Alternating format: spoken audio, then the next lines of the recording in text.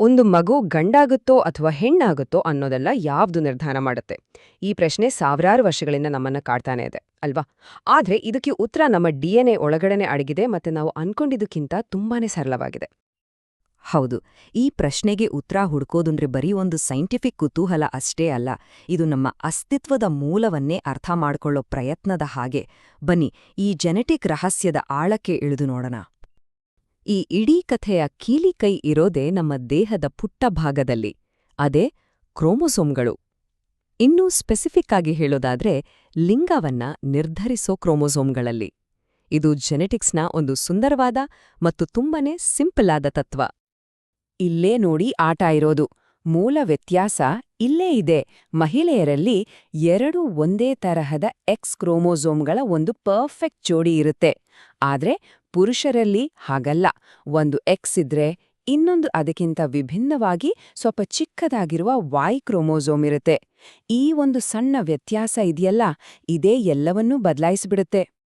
ಸರಿ, ಈ ಎಕ್ಸ್ ಮತ್ತು ವೈ ಕ್ರೋಮೋಸೋಮ್ಗಳ ಕಾಂಬಿನೇಷನ್ ಮುಂದಿನ ಪೀಳಿಗೆಯಲ್ಲಿ ಹೇಗೆ ಕೆಲಸ ಮಾಡುತ್ತೆ? ಈ ಜೆನೆಟಿಕ್ ಡ್ಯಾನ್ಸ್ನ ಸ್ಟೆಪ್ಸ್ ಒಂದೊಂದಾಗಿ ನೋಡೋಣ ಬನ್ನಿ. ಪ್ರೋಸೆಸ್ ತುಂಬಾನೇ ಸರಳ. ಒಂದು ಮಗು ತನ್ನ ಅಪ್ಪ ಅಮ್ಮ ಇಬ್ಬರಿಂದನೂ ಒಂದೊಂದು ಲಿಂಗ ಕ್ರೋಮೋಸೋಮ್ ಅನ್ನ ಪಡೆಯುತ್ತೆ. ಇಲ್ಲಿ ನಾವು ಗಮನಿಸಬೇಕಾದ ಮುಖ್ಯವಾದ ವಿಷಯ ಅಂದ್ರೆ ತಾಯಿ ಯಾವಾಗ್ಲೂ ಎಕ್ಸ್ ಕ್ರೋಮೋಸೋಮ್ ಅನ್ನೇ ಕೊಡೋದು. ಯಾಕಂದ್ರೆ ಅವರತ್ರ ಬೇರೆ ಆಪ್ಷನ್ನೇ ಇಲ್ಲ. ಹಾಗಾದ್ರೆ ನಿರ್ಣಾಯಕ ಪಾತ್ರ ಯಾರ್ದು? ಸಹಜವಾಗಿಯೇ ಅದು ತಂದೆಯದು. ಈ ಸಿಂಪಲ್ ಜೆನೆಟಿಕ್ ನಿಯಮದಿಂದ ಹುಟ್ಕೊಳ್ಳೋ ಸಾಧ್ಯತೆಗಳು ಕೇವಲ 2 50-50 ಚಾನ್ಸ್ ಅಂತಾರಲ್ಲ, ಹಾಗೆ. ಅದು ಹೇಗೆ ಅಂತ ನೋಡೋಣ. ಮೊದಲ ಸಾಧ್ಯತೆ, ತಾಯಿಯಿಂದ ಆಸ್ ಯೂಶಲ್ ಒಂದು ಎಕ್ಸ್ ಕ್ರೋಮೋಸೋಮ್ ಬರುತ್ತೆ.